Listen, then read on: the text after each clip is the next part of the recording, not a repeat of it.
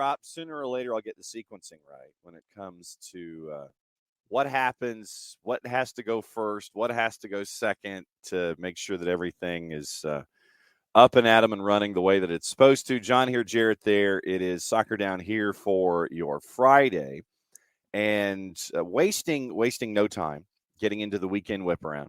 Patent pending, trademark coming. Actually, we got to do opening kickoff first. So please hold. Yes, we do. So opening kickoff. We're going to slide the whip around for a second. So once again, opening kickoff brought to us by our friends at Kickoff Coffee. KickoffCoffeeCO.com. And I'll turn the QR code off of the banner that's off my right shoulder for those of you watching on Twitch. Kickoff Coffee CO, and it is on Twitter, it is on Facebook, it is on Instagram. Soccer Down Here 15 is your code. And what you do there is you use that, you get 15% off. But then in turn, they will take 10% of their proceeds, roll them over into youth initiatives in the youth game. Very, very cool stuff from our friends at Kickoff Coffee. KickoffCoffeeCO.com. So, you might remember yesterday in the 9:30 segment that Bart Keeler, he was multitasking. Bart was in Pittsburgh at the field no longer referred to by the ketchup manufacturer, and he was getting ready for the Backyard Brawl. First time in 11 years, I think, that the Backyard Brawl was being played as a football contest. And it was as crazy as we had anticipated that it would be. You had a pick six, two scores in 28 seconds, I believe. And apologies to Bart for the 38-31 craziness last night, where JT Daniels, you might remember him if you're a fan of UGA football. JT Daniels is now the quarterback at West Virginia. Keaton Slovis is now the quarterback at Pitt. So you have two former USC quarterbacks going at each other in the Backyard Brawl in front of 70,000 folks. So I think that it was an excellent reinforcement of why that game should be played, because you'll get that many people in one location for this particular matchup. But apologies to Bart for coming up, his team coming up one score short.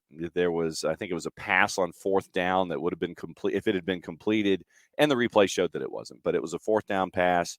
Had it been completed, it would have been first and goal at the 2 with about 20 seconds to go. But welcome back to the other football. And I know that, Jarrett, you and I were going back and forth watching some games last night. And I think, Kennesaw State was in Samford. I know. You know what happens when you don't execute the triple option and you don't have a defense in a passing league? You lose. They have to go to Cincinnati now, by the way. They're gonna be 0-2 when Walford comes to town. Then they get Jack State, which has turned into a nice little rivalry game. Whatever. Look, you know what? At least we get the satisfaction that other people are happy, because I thought we're gonna have to put out a welfare check for Mike Conti during the Penn State game, but alas, we did not. Wow, I know. Penn State and Purdue, that one was a crazy one. And Penn State, all of a sudden, Kyle Clifford decided to show folks why Kyle Clifford can be looked at as a top quarterback in that last drive. It took him all game to get to that last drive. Less than a minute. It's not about it's about the, I guess for him, it's about the destination, not necessarily the journey, because the journey was, buddy. Yeah. The journey was all over the place. But Ross-Ade. Journey was something. Ross-Ade, another electric environment last night. So welcome to the first full round of college football and in the art of cross promotion over at OSG Sports, the other channel where you can download that app, available on iOS and Android. College football, the College Football X will be up and running every single week, where we get to talk about stuff, and then we'll come up with a wild card segment and catch you up on stuff on smaller colleges. So, because it ain't just about Division I. And so we would take the tour and look at rivalries and things like that on a weekly basis. So keep an ear out for that. Don't forget to download the OSG Sports app, available on iOS and Android as well. That's your opening kickoff, brought to us by our friends at Kickoff Coffee. KickoffCoffeeCO.com. Once again, Soccer Down Here 15. That's your code. Get 15% off your coffee. And then they'll take 10% of their proceeds and roll them over into youth initiatives. Kickoff Coffee CO. Here's your QR code once again for those of you watching on Twitch. I'll turn it. Hopefully you can use it and not reflect and get it to work. They're on Twitter, Facebook, and Instagram at Kickoff Coffee CO. Bam with a quick question this morning. How far away are we from Savannah? 4.5 hours, 5 hours? Man, it depends. Depends, I guess. But yeah, like 4 hours maybe. 4 hours sounds right. Yeah, it's a bit of a hike. You're going 90 minutes south and then another 2.5 to 3 hours east before we get to Savannah and Byron. So it's about 4.5 with bathroom breaks, maybe. Bam. So It's not a walk in the park. No, it is not. And Bam. Also, that drive to Savannah is one of the most. And Bam, man. I've heard tale of Australia and how grim some of those drives can be, like through the outback. Mm-hmm. So I won't say Savannah is that, but there's stretches of I-16 going to Savannah that are as bleak as any in the United States, where there's just nothing. Yes. So that is kind of the way it is, except that there are trees and the occasional overpass when you're going from. And the police. Yes, all of the police. Oh, yes, and all of the $300 tickets in your future. Yes. So that's what is in your future, Bam. If anybody drives from Atlanta to Savannah, so it's 4.5 hours of boringness, and that's the official term, boringness. Jason Nix, I know that we get into everything on the flip side of Beyond Goals at 10 o'clock. We'll preview the weekend, and I will ask you now, and you can ruminate it between now and 10 o'clock. What's the future of Brendan Rodgers at Leicester? So we'll get into that with you as well. The reason Bam is asking is that the Atlanta Kookaburras are playing the Jacksonville Saints and the North Carolina Tigers in AFL games in Savannah. Huh. Okay, interesting. All right, so because I knew that that AFL had a bit of an interest here in the States, but I did not know that Atlanta, Jacksonville, and North Carolina are playing AFL games in Savannah. That's very, very cool. And our AFL update from the overnight, Bam doing a public service for us. Sydney Swans over Melbourne, 91-69. Sydney get a week off. Melbourne has to play Brisbane next weekend. But yes. Those of you with the DGen tendencies get into the AFL. I'm not going to tell you to get into the AFL betting world, but watching AFL at least, because it's side note, there's actually I think it was on SB Nation back before Vox smothered it with a pillow, as we know it today. Somebody wrote a great long form about AFL was at one point, I don't know if it's still the case, was full of like D2 and D3 U.S. college basketball players, because they weren't, guys weren't going to make it to the NBA. Some of them weren't going to go play in Europe. And AFL teams came and said, hey, and we're getting like small forwards and whatnot, basically saying, hey, you are, 6'8" and a freak athlete who was playing power forward, small forward. You're 6'7", 6'8", can jump out of the gym, incredibly athletic. We'll teach you how to kick, but come high point a ball for us and get in a good position. Mm-hmm. And it was working. Like, I mean, they were green as all hell. Don't get me wrong, but like, you had a number of guys who went over there who at least were able to, have a little fun in their lives playing a sport. Yes. Even if it was a new sport. And you get to live in a new place. Yes, that is absolutely true.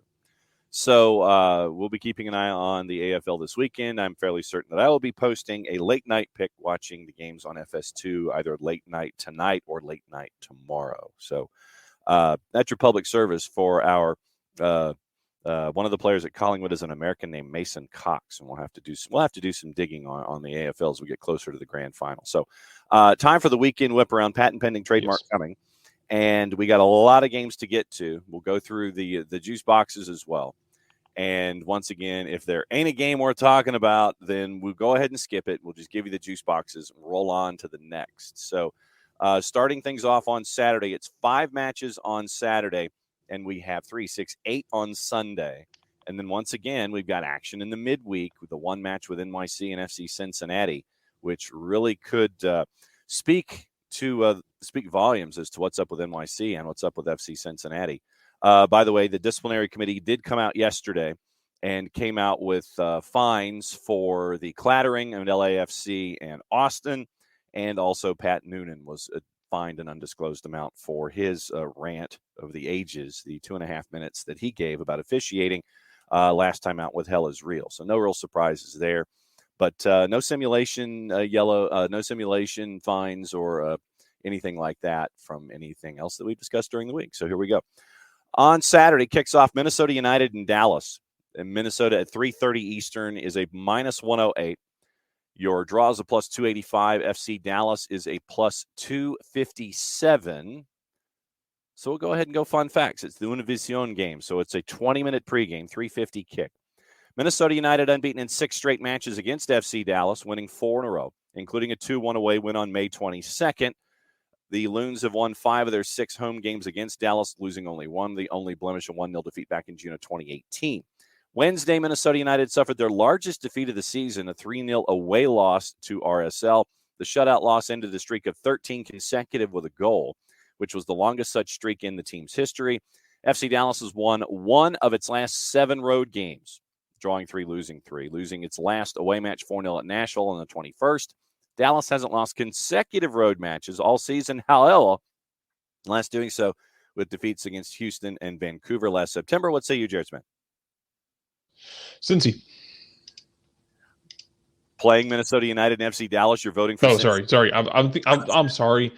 I was looking up the Cincy game because you talked about Pat Noonan, and I started making Danny Noonan jokes in my head.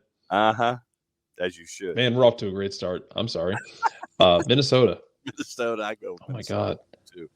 No, I'm looking up, like, I started making Danny Noonan jokes in my head and just kept thinking about Judge Smales yelling at Pat Noonan. And then, like, man, I don't trust New York City. Oh yeah, Cincy. No, that's not what we're talking about. The hell are you doing? Anyway, man, that's a 5-star start, man. Okay, cool. Cincinnati, we'll deal with that later. Minnesota. My mea culpa for Minnesota still stands. Yep. Columbus and the Fire at 5:30. Crew are minus 115. Your draws a plus 276, and the Fire are a plus 286. This one is at lower.com, and you have a local TV on both sides, so it's a 5:38 kick. Crew haven't lost any of their last 12 home matches against the Fire, winning 9, dating back to 2013. The 12-match run equals the longest home unbeaten run for the Crew against any opponent, Dallas from 1999 to 2006, while the Fire have one longer away winless run, 14 straight at Dallas from 99 to 2008, including the playoffs. Columbus has lost only one of their last 15 matches, winning 6 and drawing 8, following the 1-0 win over Inter Miami on Wednesday. Crew are yet to put together consecutive wins this season, however, picking up a draw following each of the team's first 8 MLS wins this season.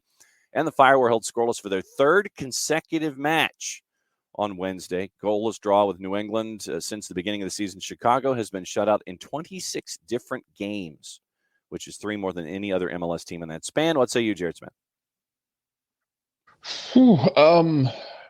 Columbus just kind of like dragging a gangrenous leg into the playoffs. Ew. Yeah, that's kind of where I'm at with it. Ew. Yeah. So just dragging that thing back to the medical tent. Maybe someone will lop it off in the playoffs for them. Yeah. Yeah. I'm not, if Chicago isn't scoring and Columbus is at home, I'm kind of leaning Columbus in this one.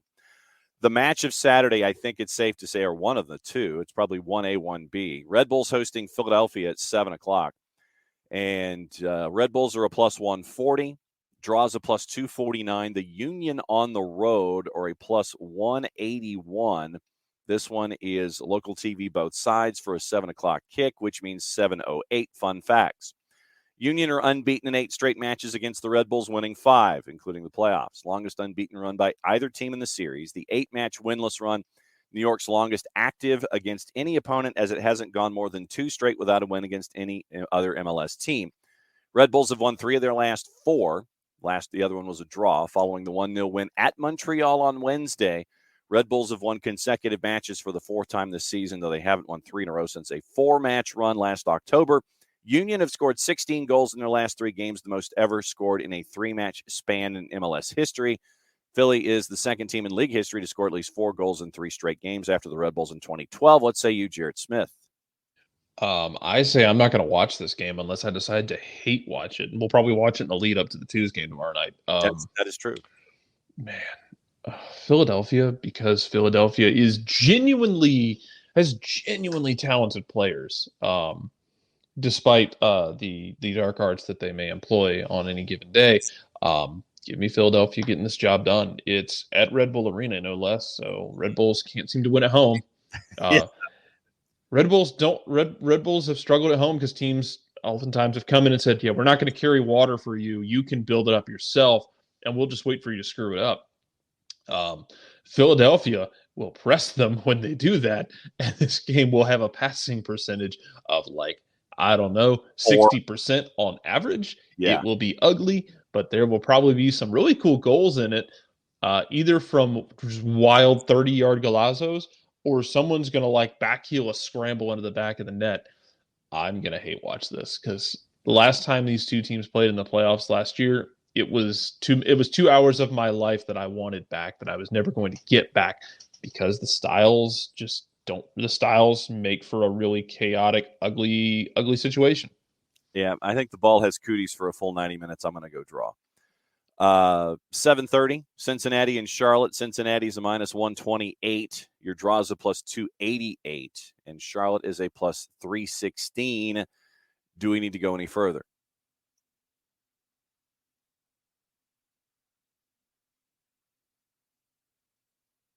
Cincy and Charlotte, 7:30 at TQL, and it's going to be local on both sides, so it'll be a 7:38 kick. And Charlotte FC recorded a 2-0 win over FC Cincinnati in their first ever meeting between the sides on March 26. Swiderski scored both goals in that match. Charlotte's yet to record multiple wins against a single MLS opponent. FC Cincinnati's drawn 10 of its last 13, winning only 2. Following a 2-2 draw with Columbus on Saturday, only one team in MLS history, the Fire, in 2011, had drawn 11 times in a 14-match span. None of Charlotte FC's last 12 have ended in a draw, winning 4, losing 8. Last splitting the points against Columbus in June. Charlotte has just 2 draws through 28 matches this year. Last team to go a full season with only 2 draws, New England and New York in 2002. Excluding the 2020 season, what say you, Jarrett Smith?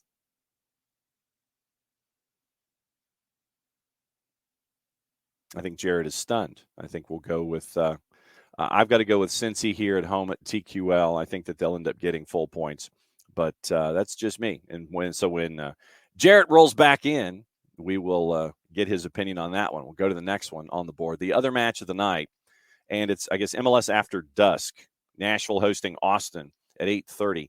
Nashville is a -118. Your draw and Austin are about the same, +285, +288. Your fun facts in this one as we go skimming through. So it's local TV on both, so it'll be an 8:38 Eastern time start. Nashville beat Austin 1-0 at home in May of 2021. Only previous meeting between the sides, Randall Leal scored the game's only goal in the 35th minute. Nashville has won 3 straight, outscoring opponents 11-1 in those games. They have chosen offense recently. The 3-match run equals Nashville's longest MLS win streak, having also won 3 in a row in August and September of 2021, and including the playoffs back in November of 2020. Austin held 70.7% of possession in their loss to Portland on Wednesday, the third time it's held at least 70% of the ball this season, collecting just 1 point from those games. In fact, teams that hold 70% of the ball or more this season have not won a match, losing 7 of 10. What say you, Jarrett Smith? It's in Nashville. Yeah. Austin just got the ugly one out of their system. Give me Austin on the road. And look, Nashville. I told Nashville they had to win that last game for me to ever believe in them again, and they did. They did a very good job. Hani Mukhtar is forcing his way into the MVP conversation, and this honestly might be the place, like we talked about with the Heisman Trophy, to cross the streams back to college football, where someone has that Heisman moment. Yep. These are your 2 presumptive MVP candidates in Drusi and Hani Mukhtar. Okay. Somebody's going to have a Heisman moment, I think, in this game. One of them to snatch 3 points on this. I think one of them has their Heisman moment in this game against the other. I think it'll be juicy. So I'll go with Austin on the road and the over in that one. Oh, what did you think of Cincinnati and Charlotte, by the way? Oh, Cincinnati. Charlotte's a dead man walking. Yeah. God bless you, Charlotte. Like I've said, y'all gave us some really fun moments. I appreciate you for that. That's what I appreciate about you. But you're running out of gas because you can't rotate, because you don't have depth, because you're an expansion team. You'll fix that part in the offseason. I look forward to next year for Charlotte. We will go over Portland and Atlanta after our segment with Beyond Goals at 9:30. That'll be a part of everything from 10 o'clock and beyond, catching you up on everything around the world. It was deadline day yesterday, boatload of transfer news. We'll get into all that stuff and get you ready for the weekend. So after 10 o'clock, it will be looking at Atlanta United, your thoughts on the Twitch pitch, deadline day stuff overseas, getting you ready for the weekend, and your viewing habits for the weekend as well. So Portland and Atlanta, 5:30. That is when everything comes on the air. 7:30, DC and Colorado. Who is this DC team that won last time out? DC at a plus 138. Your draw is a plus 269. Colorado is a plus 172. Does that, Jarrett Smith, give you any pause to pick anything outside of Colorado in this? Yeah, because I don't trust Colorado. Give me the draw here because I'm just going to kind of wash my hands of this one. Okay. Colorado had a 2-1 win last time these two teams met, February 2020, in a 9-match winless run against DC. That one was one of only 3 non-shootout road wins for the Rapids and 23 visits to DC, picking up 1-goal wins in 1999 and 2010. DC got the win against NYC on Wednesday, ending a 4-game losing streak and a 6-game winless streak. DC finished the match with 6 shots, fewest in a match, while also scoring multiple goals since a 2-1 win over Orlando in March 2019. Rapids have conceded 10 goals in their last 2 away matches, 6-0 at Philly, 4-1 at Nashville. Colorado's allowed more goals in a span of 2 road matches just once, allowing 11 in September 2014, losing to the Galaxy 6-0 and RSL 5-1. Sneaky good game coming up north of the border, and it's Montreal going to Toronto at 7:30. Toronto's a plus 124 at BMO. Your draw's a plus 265. CF Montreal is a plus 196. This one is going to be an interesting one. Fun facts at BMO, and this is going to be obviously nationally broadcast up north, but it will be a 7:38 kick. CF Montreal unbeaten in 4 straight against their arch rival Toronto FC for the first time in the club's history, winning 3 following the 1-0 win on July 16th. Only once has either team swept the season series against the other. Toronto did that back in 2019. Toronto FC has lost just 1 of its last 8, winning 4 of those with the 2-2 draw with the Galaxy on Wednesday. Reds have scored 18 times in those games after scoring only 8 in their previous 8, which they collected just 7 points, losing 5. CF Montreal's won 4 straight away matches for the first time in club history. Montreal's 8 wins, 26 points, and 25 goals, all the most they've ever had on the road in a single MLS season. What say you, Jarrett Smith? Montreal. That's right there with you. Like fun 3-2 kind of game. Toronto's got world beaters. They'll have world-beating moments, but I think Montreal gets this done and cements themselves pretty firmly as the number 2 team in the East.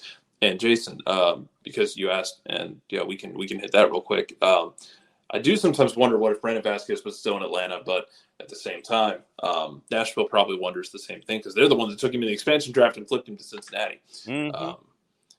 It was hard to keep him that year because you're coming off 2019 where Joseph had set the consecutive games with a goal record in 2019 going into 2020. No one could have predicted he was going to blow his leg apart. So I do often wonder that, but I also wonder sometimes if he needed a change of scenery and needed a different voice in his ear to unlock his avatar state upon which he now rests. Yep. So yeah, I do wonder that, but I also wonder if he would have hit this peak here. I don't know. It's an interesting what if. And if you ever get a time machine, let me know. We can go back and manipulate it. And Nick's, while we're on the subject of Toronto, he said, did y'all see those very mean TFC players beating up little old man Chicharito? Awful scenes, with a wink. Yes, that was wonderful. The best description was like when you wake up in the middle of the night and like demons have surrounded you in bed. And that was basically that. Yeah. And speaking of LAG, they're at 8 o'clock at Dignity Health Sports Park against Sporting Kansas City. They are a big favorite on the minus side at a minus 164. Your draw is a plus 326. Sporting is a plus 384. Sporting has found their offense, but do we need to go any further? Give me the draw here. Okay. LAG is still a little inconsistent at times. They just every time I think they've turned the engine over, then the engine does not turn over. give me the draw here, because Sporting, again, could be like a 2-2 fun kind of thing. Like, Sporting can score. Sporting can't stop anybody. No. LA Galaxy don't know what the word consistency means. Draw. Sporting's won their last 3 against LAG, including a 4-2 win on August 6th. This is Sporting's 4th 3-match win streak against the Galaxy in Major League Soccer, 5th including breakaway shootouts, though they've never won 4 in a row against LA. LA's equaled their longest unbeaten run of the year at 4, with 2 wins and 2 draws, with the 2-2 draw with Toronto. It's been 2 years, man, since the Galaxy have had a longer unbeaten run, going 6 in a row without losing, winning 4 of those back in July through September 2020. Sporting's resurgence with the 1-0 win over San Jose, 3rd win in their last 4, beginning with a victory over the Galaxy on August 6th. Sporting had recorded only 3 wins in its previous 19, losing 11 dating back to the start of April. I'll take the over, and I'll take LA in that one too. This next one really might set the game back a couple of years. The Revs and NYC. Sorry, Shooter. Draw. No. Draw. And Seattle and Houston. Let's talk about that. There we go. Seattle, a -149. Your draw is a +299. And Houston, coming off a big win at home against LAFC, is a +374. By the way, I've just locked in New England and NYC to be the game of the weekend. You're welcome. Of course. 908 kick. Fun fact. Seattle's never lost a home match against the Dynamo in MLS play, winning 10 and drawing 3, including the playoffs. The 13 visits without winning for Houston is the second most road games against a single opponent without ever winning in MLS history, behind San Jose's 16 visits to Portland without ever recording a victory. Sounders lost to Orlando despite holding a 2-0 lead. And you can catch our conversation that we had with Nico Moreno about Seattle heading into this weekend, also on the network. We did that one live yesterday afternoon. That was kind of fun. Second time the Sounders lost a match in which they led by multiple goals this season, winning 5, losing 2, after entering 22, having never lost when leading by 2 or more goals, winning 127 and drawing the only other one. And then after entering the match with a 6-game winless streak, losing 5, Houston beat LAFC. Dynamo scored in both halves of the match for the first time since their 3-0 win against the Galaxy on May 22, a gap of 14 games. What say you, Jarrett Smith? The warm fuzzies with Houston end in Seattle. Seattle, this is you know how Atlanta had that game against DC. We're like, well, this is their chance to win, and if you can't do it here, you're basically very much dead in the water. This is what this is for you, Seattle. This is your kind of what should be a layup game. Houston's not good. Houston on the road is basically the Washington Generals over the last 5 years. So, yeah, just don't screw it up, I guess. Yeah, don't screw it up. Let's see. MLS After Dusk at 9:30. Yeah, 9:30. So it's after dark. San Jose hosting Vancouver. Your Quakes are a -109. Vancouver and the draw are basically the same at about a +270. So looking at this one, fun facts. A little later kick at 9:41, even though it will only be broadcast back to local audiences in San Jose. So an 11-minute pregame show to lead you into 9:41. Despite being unbeaten in 5 straight with the Quakes, winning 2, drawing 3, Vancouver's only won once in 14 all-time visits to San Jose in Major League Soccer, drawing 8, losing 5. The lone win was a 3-2 win in August of 2018. San Jose's 1-0 loss at Kansas City Saturday, their 5th defeat in their last 8, winning only once. Run of 5 defeats in 8 follows a stretch in which the Quakes lost just 3 in 13, winning 5, drawing 5 from mid-April to mid-June. After losing the first 6 road games of the season, Vancouver's lost just 2 of their last 8 away from home, winning 2 and drawing 4.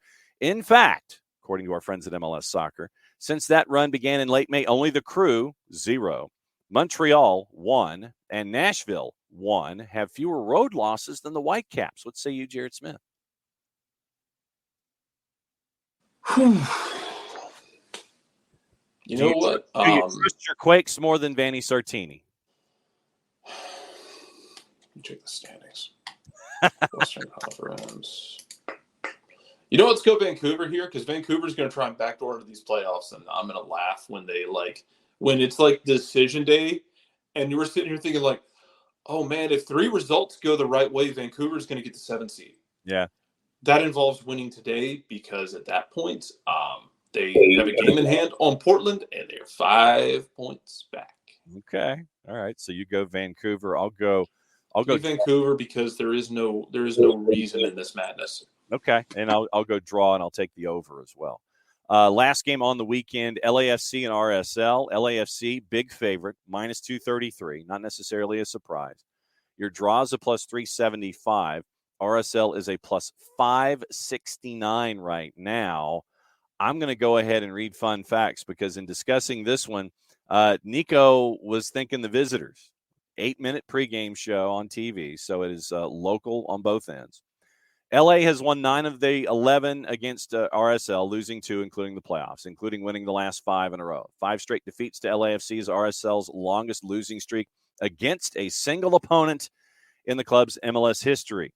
LAFC's lost 3 straight immediately following its 7-match win streak. LAFC is the first team to follow a regular season win streak of 7 or more with a losing streak of at least 3 since Sporting Kansas City back in 2011-2012. RSL's unbeaten in 3 straight road games in a single regular season for the first time since the first 3 road games of 2020. RSL's 5 points in those 3 road games equals its total from its previous 9 away, losing 6 dating back to late March. What say you, Jarrett Smith? Why is this?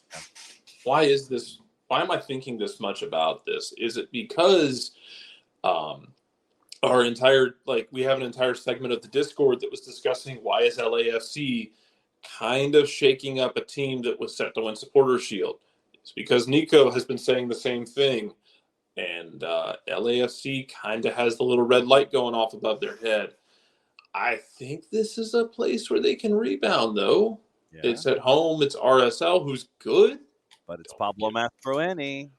It is Pablo Mastroeni, with RSL sitting in 6th place, and they need to keep winning, because they are only 3 points ahead of Portland for that final playoff spot. Mm-hmm. They have a game in hand, but they are playing with fire actively. Give me LAFC to get back on the horse, but I don't think that means that all of their situations are under control, and they still have stuff they got to look at. Bam is in, and thanks to everybody once again. After 10 o'clock, we'll go over your thoughts and predictions on the other games. And since we do have a little bit of time before our Beyond Goals Friday free kick, we'll talk about Atlanta and Portland here before the bottom of the hour. Bam's thoughts: it's a must-win for LAFC. Need to break the bad juju. And missing Acosta in the middle will be interesting to see if Blessing or Mendez starts for LAFC. I'm concerned about LAFC long term. What we have seen is a disruption in the force. The chemistry that you had, because you felt like you wanted to add all these shiny toys and just people in general, that it's that you wanted to sit there and go, okay, we'll go ahead and mess with our chemistry because we have this margin up top. That margin up top isn't what it was. Austin is still number 2. They haven't flinched and gone away. They're now only 6 points behind you. You've played the same number of matches. I have more questions about LAFC in the postseason now than I did originally, and I had questions about LAFC in the postseason leading in because of you going up against physical teams and going up against a guy like Pablo Mastroeni in a one-off. He will frustrate the ever-living daylights out of you. And what we've seen with the disruption of the chemistry with LAFC, what we've seen with just all of these pieces that don't seem to fit now, it's the island of misfit gam, what we're seeing here, and it's not working. You've done too much. You've over-invested and over-corrected instead of just letting things be the way they are. And we're seeing the end result of that right now. That's just me. I'm going to go draw in this one because I have less faith in LAFC than I have more faith in RSL. But RSL will gum up the works like nobody's business, and it could be one of those chances to do that. Yeah, give me LAFC to get back on the right wagon here. Okay. I think they'll get it done. They've got so much attacking talent that isn't syncing correctly right now, especially their front three. I think they'll figure it out, but it's not always going to be pretty. Okay. So, yeah. All right. First game on Sunday afternoon, 5:30. It's the game on Big Fox, and they're going to do the Super Hyper XL pregame show. So again, never trust when MLS tells you start time is 3 p.m. Bank on 3:30. Yeah. The fact that people still get upset, folks still get upset about this, it's been a thing for a while. Everyone, that's not new. No. MLS is the most untrustworthy source when it comes to what is an actual start time. I cannot stress that enough to just not give a damn about what they say for the start time. Especially if it's on one of the bigger, if it's on Big Fox, Yeah, and Big Fox and Univision have been known for the Super XL pregame show, and we're going to get that on Sunday on Big Fox. So it's a 5:55 kick with Atlanta United and Portland. Your facts: Atlanta United unbeaten in 4 with the Timbers. Atlanta is the only team the Timbers have faced multiple times in Major League Soccer play without a win. Portland defeated Austin 2-1 despite having only 29% of possession. We talked about that. It was the third time the Timbers have finished with less than 30% in a match, with the team winning, one in 2018 once and one in 2016. And Atlanta has not won consecutive MLS matches since last September, posting a record of 6 draws and 7 losses following their last 13 MLS wins. So when you look at this one, what are the keys for you? Getting an early lead, because Portland is more than happy to sit and play defensively, as they showed you in Austin. Now they'll be at home in this game, but Gio's not afraid to sit a bit and to absorb and pick his spots. And even if that's guys like Bill Tuiloma getting involved in things, either one of the Charas doing their job. They're fine doing that. Now they can be cut open in some situations, and that win, let's not downplay. They didn't really want the ball against Austin. That's fine. They went into Austin and picked up 3 points, which is a damn sight better than what Atlanta did when Austin came to visit them. Now, not every game is the exact same, but also Austin put them under an insane amount of pressure in that game. Which Atlanta can do, but we've seen the stat. Atlanta in the first 15 minutes, you gotta get a lead because goals change games. And Atlanta's inability to get up in games has been crippling for them, and it will be crippling against a team like Portland if it comes to it, because Portland can then absorb what you got. They're fine doing that. They'll pick their spots, and they will hurt you. You have to get an early lead. I got nothing else for you. I mean, if you want 3 points, you need an early lead, because you don't want to be chasing Portland, especially in Portland. Now, for an uncomfortable conversation, if you haven't read the Jeff Carlisle piece on ESPN about Merritt Paulson and the whole thing with Malik, in North Carolina. Paul Riley, And Paul Riley. Yeah. I don't know what's going to happen Sunday in Portland. Yes. I wonder I don't know that anybody in the Timbers Army or anything.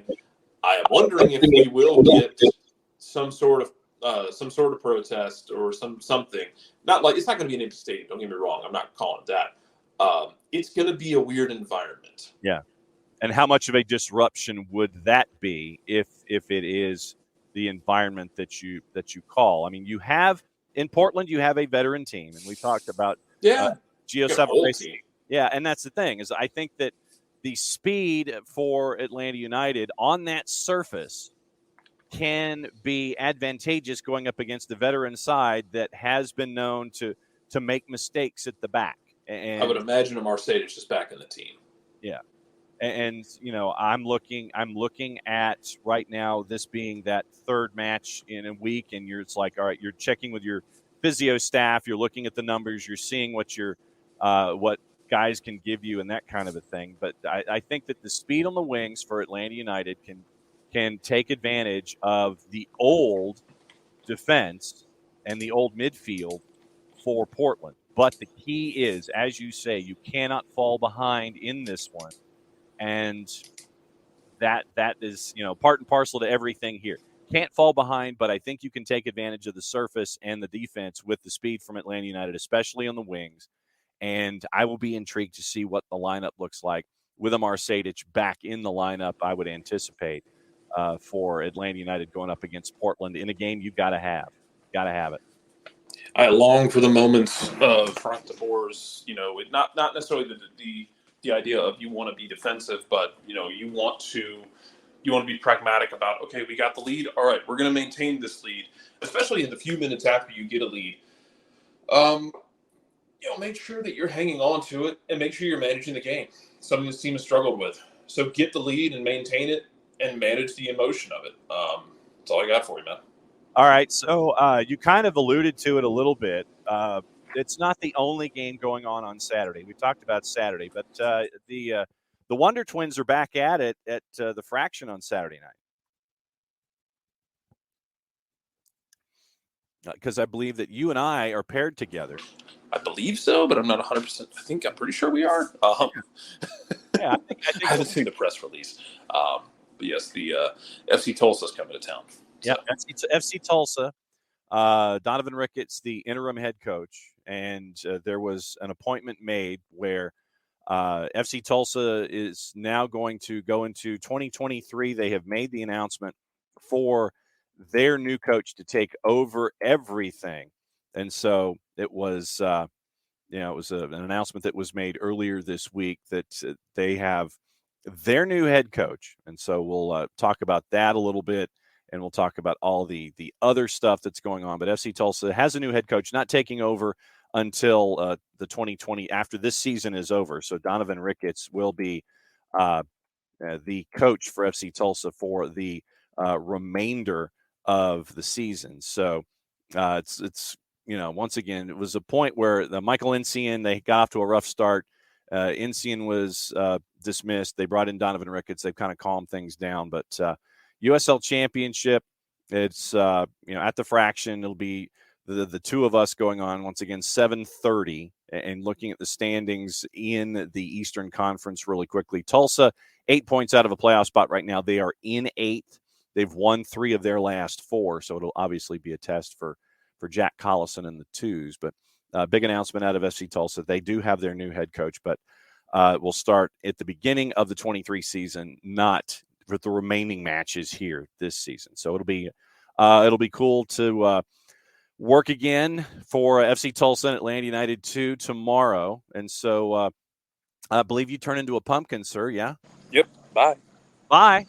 So Jarrett Smith and I are going to be paired for Atlanta United 2 and FC Tulsa this weekend on ESPN Plus. 7:30 kick on Saturday night. So it'll be good to be back in the booth with Jarrett, with Jason in Portland. And so looking in the queue, you see folks pop up. And, I was about to read a promo, but I saw somebody pop up. So that means that we're just going to go ahead, put the promo to the side, wait until 10 o'clock. And that means that if I can figure out the right thing to roll here, we're going to start our next segment with this guy.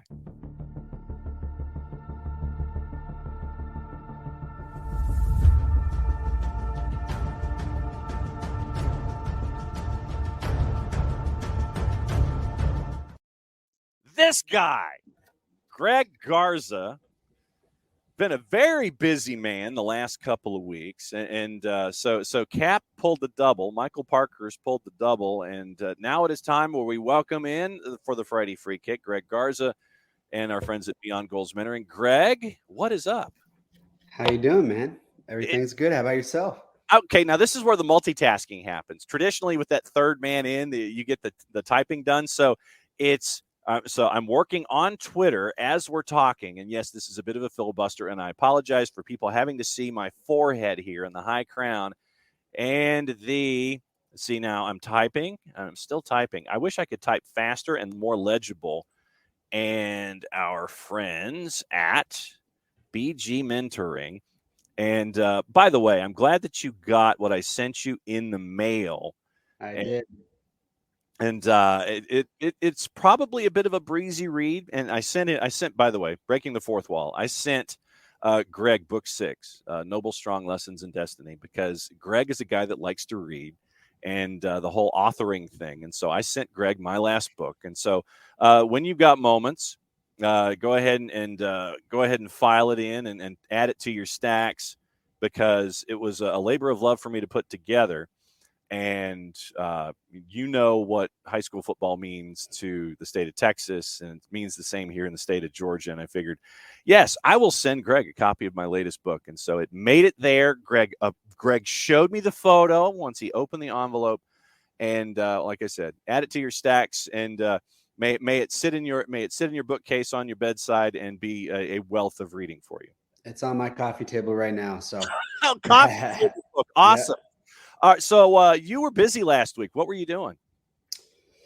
Goodness. Last week I was volunteering for distribution of food for the veterans in the morning. Had a lot of things going on. Then I spoke to I think it's 12 for Life, and also Latin Community Association that they have helping young students who want to get involved in some sort of engineering or sports after their high school years, and helping them get through college or get into a community college. And so it was a weekend of helping veterans, and also speaking and engaging with students, kind of giving them my personal story, and helping them feel some sort of motivation to figure out that next phase of their lives. And that's a really cool thing, where I don't think enough of us do it, where there'll be folks who may tap us on the shoulder and sit there and go, hey, can you come and talk to so and so? Can you come and talk to this group?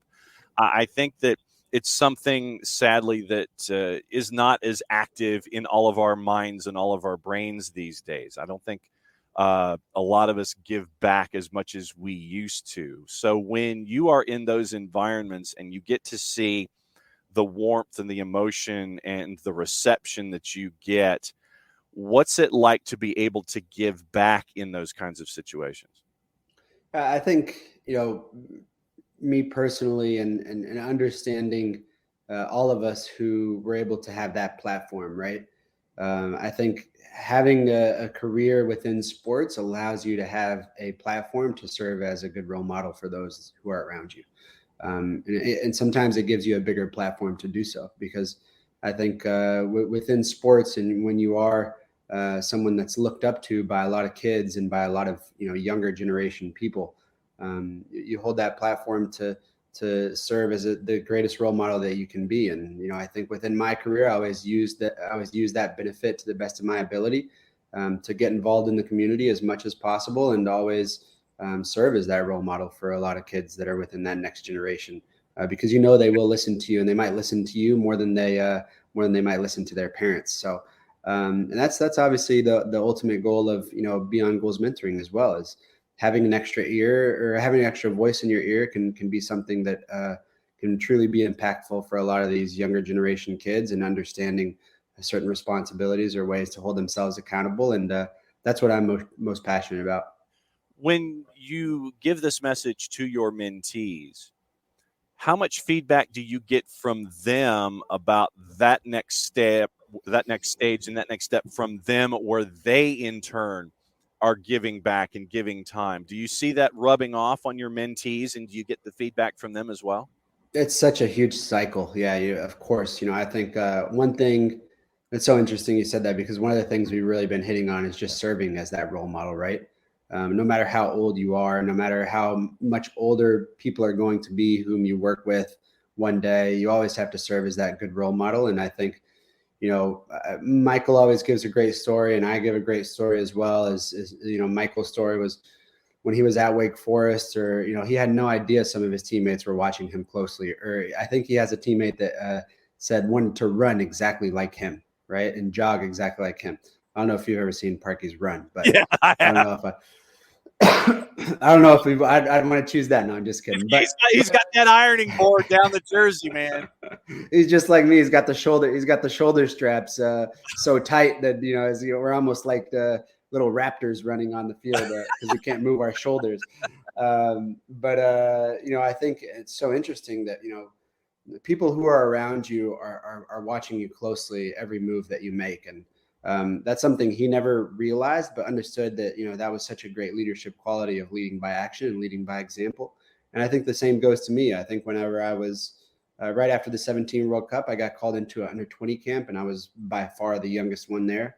And then having the ability to play with some of those guys, later on in my career, and kind of understand and realize that, they would always say, we watched you so closely. And I was like, well, I was 4 years younger than you guys. Why would you guys watch me? And, they just said, well, just the way that you carried yourself, you already had such a professionalism, mentality, and you're ready for anything and everything. And I think it just goes to show it doesn't matter how old you are. It doesn't matter who you're playing with or what you're doing within life. You have that ability to serve as a role model. And I think it's examples like that we give kids to help them understand, the types of leaders that they can be, because there are so many different types of leaders, but most importantly, to always try and serve as a good role model.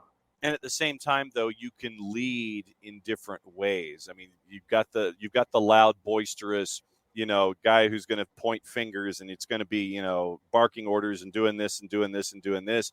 And then you get someone, where it's very, very reserved. But when that individual speaks up, you listen that much more, because it might be that rare opportunity for that individual to sit there and come up and sit there and grab you on the shoulder and go, okay, look, I see this, this, and this. Leading and mentoring can be coming at you from a bunch of different emotional standpoints and a lot of different forces of standpoints. So don't discount someone's behavior when it comes to their ability to mentor. They can be loud, they can be quiet. The message can still be the same. Most definitely. I think, understanding each and everyone's perspective of how they can lead, and also listening to different leaders can also give a different, point of view on certain things. I think one thing for me was great to see the academy out there during the veterans, the distribution for veterans was really, really great to see. And I think, just how impactful it was for them to see me there, right? It's one thing for them to give back. And I always, when I was there, I always thought to myself, man, I probably did so much of this whenever I was a kid, and, you do it as a team building size or whatever it may be. But, to see a first teamer, or to see somebody who has, had somewhat of good success within their careers also be there, can mean that much more. Because you never know. You never know when we're wandering around when we can rub off on somebody. And so, it's just as important to understand, I would think, as a mentor. You may not think you're a mentor, but you are. And it's not just something that, when we're active in that process, when we're giving back or holding a class or doing a Zoom or whatever, you're a mentor 100% of the time, whether you may know it or not. You rub off on folks in your everyday. You just don't know when that moment's going to happen, and it may come to you later. It's not something that may be outbound all the time. It could be inbound a whole lot later. Most definitely. Yeah. And I think that's the message that's been able to, given with even our mentorship program, and also just being out there and doing great things within the community. Right. I think, like I said, and I'll hit the same nail as these young kids that go through the academy, they're doing things. And like I said, if I were to recall so many things I did as a kid with team building exercises, there's a lot of things that I don't even, probably don't remember, because you do so much of it. But when you have someone that's there and you say, oh, wow, he's here as well, it makes that much, that much bigger of a difference. So when a mentor needs mentoring, where do you go in those times? Who is on your speed dial? You can drop names if you want, but what kind of an individual is on your speed dial when you think you need mentoring as a mentor? I think there's, Michael's a great resource and wealth of knowledge. I think that's why we probably get along so well, is that, I've said this before in interviews. I always saw him as like a dad figure, right? I know he rocks the dad bod now, but But he was always a dad figure, throughout our whole entire career, and or throughout my career within Atlanta. And I think every team he probably played for, he always served as that dad figure. So if there's anybody I need to call about, next steps, or even within our business and everything that we do, he's such a great guy to count on. And I think it's he just the way he just has that father figure mechanism of just knowing what to say and being such a huge wealth of knowledge, and yeah, is not only a really good friend, but someone also to look up to as well. A couple of other things that popped into my head this morning, and we have folks on the Twitch pitch. Shiva's excited about you hosting a Toka camp during Thanksgiving. Shiva says that she is going to be there. Sounds great. Yeah, we're gonna have a lot of us. All the 2018 MLS Cup champions alumni will be there, so it's gonna be interesting and fun. I wanted to when last time you were on, there were the two topics that I kept on the board just to show you that I didn't forget. Here, I wrote them down and I kept them until your next appearance, just so I wouldn't forget them myself. We talked about mentoring mentors. When it comes to mentoring parents, because I know that the parents have certain expectation levels of their kids and their athletes and what they would like for them to accomplish and who they would like for them to be. When it comes to mentoring parents, how different is that from mentoring the athlete or the student that they're attached to? How different is that? It plays a very similar role, I think, okay. Because each and everything that they do within that household is how they are providing support for one another, right? Obviously, every kid is going to be living up to a certain expectation of what their parents hold of them, but at the same time, what is the support like from those parents, right? And I think that's the most important word that we can always speak about with parents is what their support is like. Are they the parents that, the first thing that they speak about after they get into the car and shut the door is how negative or how what mistakes that kid made on the field, and what does that do emotionally, and how does it sometimes make that kid feel less than maybe what he did well on the field.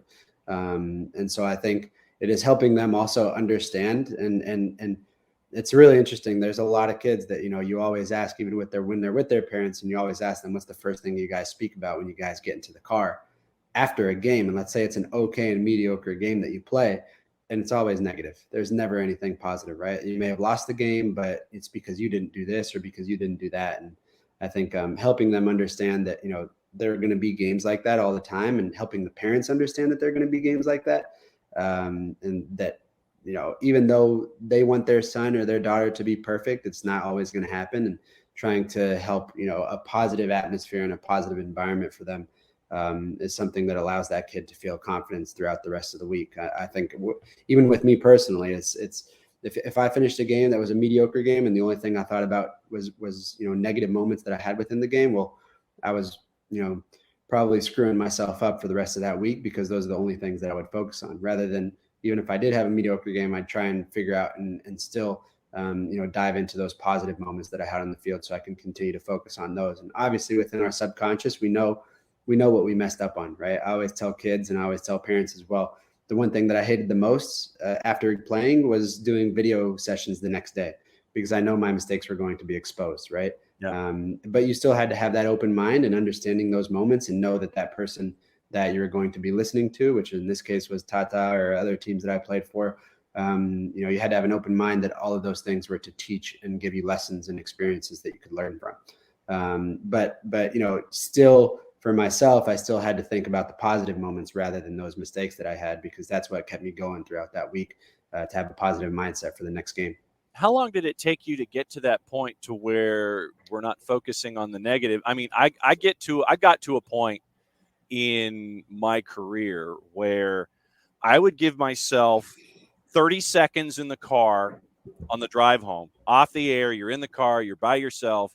You give yourself 30 seconds to think about it. Maybe you scream and you're like, how could you have done X, Y, and Z? And then you let it go. How long did it take you or is it still a work in progress even to this day? And I'll admit that it is for me, because sometimes I definitely do slip.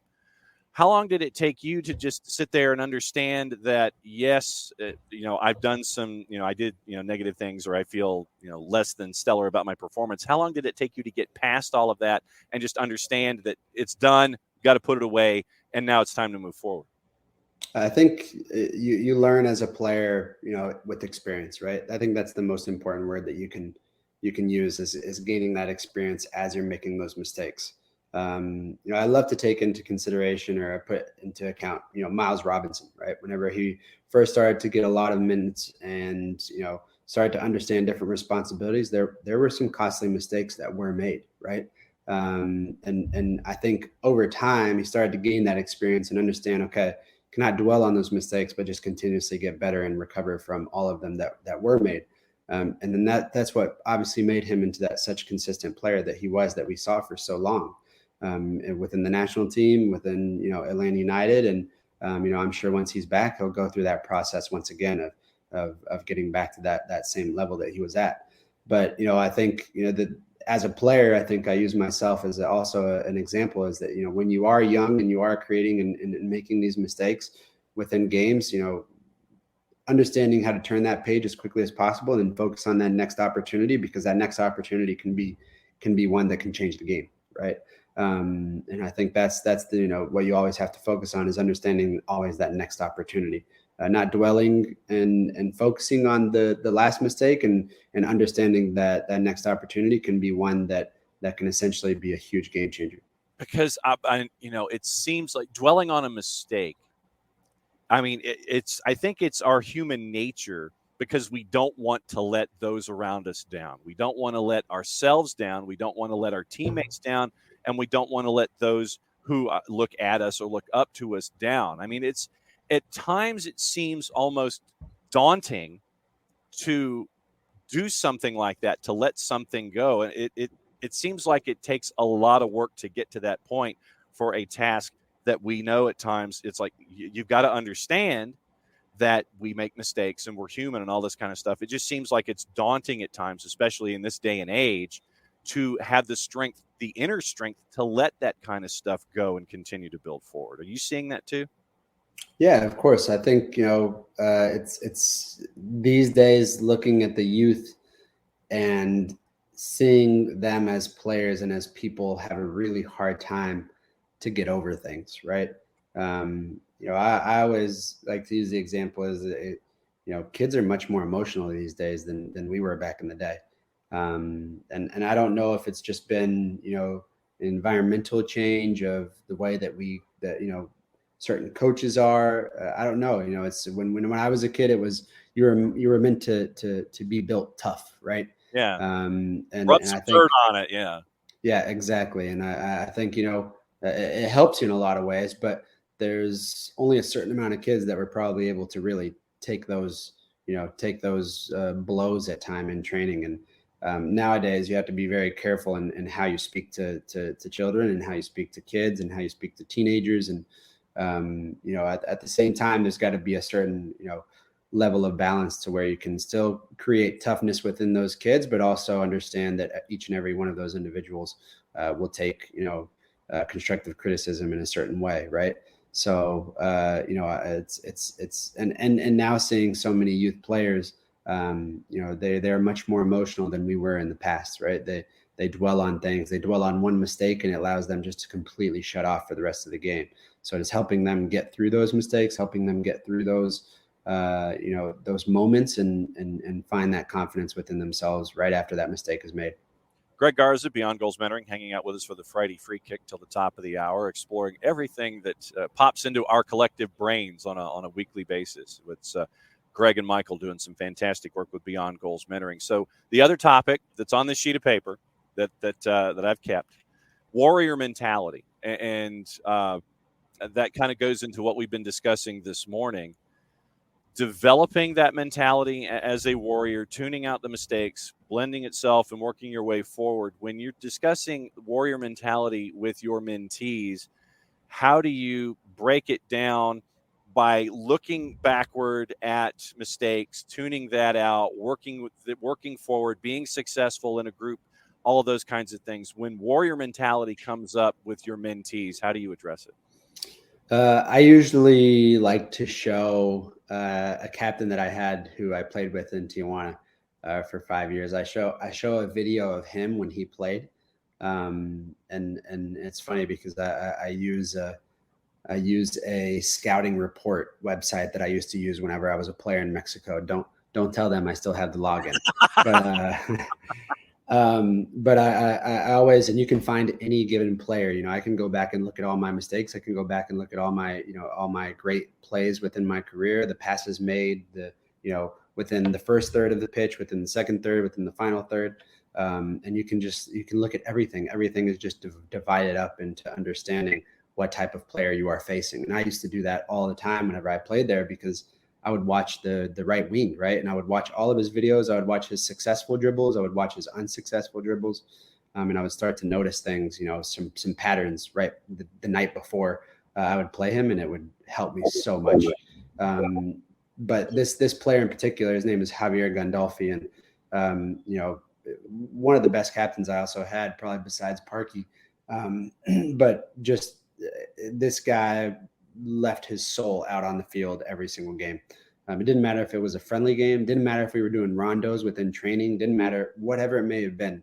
The most intense person I had ever seen play or ever played with. And I learned so much from that. And I look back and I think to myself, if people are to stop me here in Atlanta, or if people are to, tell me the type of player that I was here in Atlanta, and a lot of people will stop me and say, man, I love the way you play because you just gave everything, right? And you notice that from the outside. And if there's anybody I have to, credit within my career, is definitely that guy, because even within rondos and the silliest moments within training, this guy was the absolute most intense person I had ever played with. So it's funny. I always show, it doesn't really matter what position, because I don't care about the kid, but I will show them videos of the tackles that this guy used to make. And that's all it will be. It'll be 1v1 situations that he did not let anybody get by him. And there were very rare moments that I saw anyone get by him, right? And it wasn't so much of, I think you look at Miles Robinson and you think, I'll always go back to him because he's one of the best 1v1 players I think I've ever played with. But Miles is able to use his athleticism, his strength, so many different qualities that he has a player. And this Javier Gandolfi was probably just maybe an inch taller than I was, pretty small guy, but just used, his absolute, warrior mentality to not let anyone defeat him, right? And I think that, when I show that video to so many players, it's really interesting, because I do have a player who plays center back as well, also at the academy in Atlanta United. And one thing he pointed out to me after watching those videos, he asked me, he said, was he captain? And I said, yeah, he was captain. He said, and I said, how'd you know? And he said, because he plays like one. And that right there really stood out to me. And so I kind of stole that quote from that kid and said, so how can every single player play as if they're a captain, and when somebody's watching you from afar, still show that you wear the armband, right? Even if you don't wear the armband, how can you be that great leader and just somebody watching you from afar understand? And it was so interesting to hear that kid say that and ask that question, because that's the first thing he saw, is that this guy was leaving his soul and his body out there and making amazing tackles to save goals or whatever it may have been. But he just had that warrior mentality in him that he was not going to be defeated on the field. And I think that's something that really stuck within my career, and gaining and learning from those experiences, but also a great way to teach other kids as well. Because warrior mentality, I think, is a part of that circle of confidence and added confidence and how you carry yourself. Because I can anticipate that when you have that mentality and you have successes, that you carry yourself a little taller, you stand a little taller, you're a little more confident when you walk out there. And I'll use a word, and I don't know if it's appropriate or not, but I think your aura is different. Whether you're a captain or not, when you have success, your aura changes, and folks can sense that around you, that, okay, I can attach myself to this person because I see what they're doing and it rubs off on others. I think that aura can almost play into that as well. We use the word contagious, right? Within our mentees, we use the word. We use a lot of C words, but contagious is one of them. And you always ask a kid what contagious means, and then they always say, "Oh yeah, when you're sick and you cough and get somebody else sick." And we always say, no, there's a different meaning of being contagious as well, right? And it's that that contagiousness that you're providing on the field, and that's one thing that guy Gandolfi had on the field. He rubbed off on everybody else around him, and everybody had that warrior mentality, not just him. I was able to win a championship in Mexico, and I think a lot goes to him as a leader and having the ability to spread that around to everybody else. One question before we go from the Twitch pitch, before we talk about Atlanta United against Philly and then heading into Portland. Jason Nix this morning on the Twitch pitch. Do you think that we have enough of those warrior mentality guys on the current Atlanta squad? I know they're young, but Gutman for sure. But besides him, do you think that there are enough of those warrior mentality guys on Atlanta United right now? Yeah, I'll say I'll raise my hand for teaching Gutman the warrior mentality because he was with me for 2 years in Cincinnati. There you go. I think man, that's a hard question to answer, because I think every player that's on the field, nobody wants to lose, right? I think everybody has a winning mentality, and nobody wants to give up 4 goals within a game. Nobody wants to have a battle with a team that's suffering and in last place and almost have a very close game, right? You're not thinking of those things throughout the whole entire game. You're not thinking of those things whenever you're playing. You're trying to create that positivity. You're trying to create moments to be successful. Does everybody have the warrior mentality? Man, I would hope they do. It's and I think Andrew is such a player that can rub off into other players and have that. He's continuously gaining that experience. He's still a very young player within his career, even though within age he's not young, but still a very young player. His career started a lot later than most, and I think that experience that he's already providing for everybody else is extremely important. I would like to say that everybody has that on the team. It's really hard to say from the outside because you're watching from the outside in. All of us want guys to go into every tackle and run all over the place. I think one thing for me that I always had, and one thing for wanting and having the war mentality, and I think it goes to even Erik ten Hag and Manchester United after they lost to Brighton, which was their first game of the season. Yeah, and it was because them as a team did not run more than the other team, and I think that's something that if we were able to dive into all of the players and show their GPSs after the game, if I were a coach, and I would probably have that same mentality as if you think about little small-sided games within training or within things that you do within training. Is the team that usually wins is the team that runs more, right? And so I think that if we were to dive in and kind of see what the statistics are, because I think nowadays there are so many statistics that can make a difference, and that would be my biggest statistic, is to see if they are running more than the other teams. And if they aren't, it's because that other team is probably working a lot harder. And I think that's what goes into that warrior mentality. And you even see the change within Manchester United right now, and those guys, having a little bit of a warrior mentality because they understand, what's behind it. I think another, a great coach was Almeida with San Jose Earthquakes, and even though his philosophy did not work in San Jose, it did work at Chivas when he was successful there. And he had the samurai mentality, and that's the philosophy that they live by. And if guys are able to get around that, then it's so successful. If you have 1 or 2 guys that aren't able to get around that, then guess what? It's probably not going to be successful. You need the whole entire team. Well, and to the point that we were making this morning, warrior mentality can come at you from a bunch of different ways. It can be boisterous, it can be quiet, it can be forceful. And you don't have to be the loudest guy in the room to have a warrior mentality, I think, is probably one of the other points that we've made this morning. Yeah, most definitely. All right. Lost to Philly, top team in the East. Before we go, everybody's been losing to Philly. Philly plays a distinct style, which can be our own Beyond Goals Friday free kick on their own.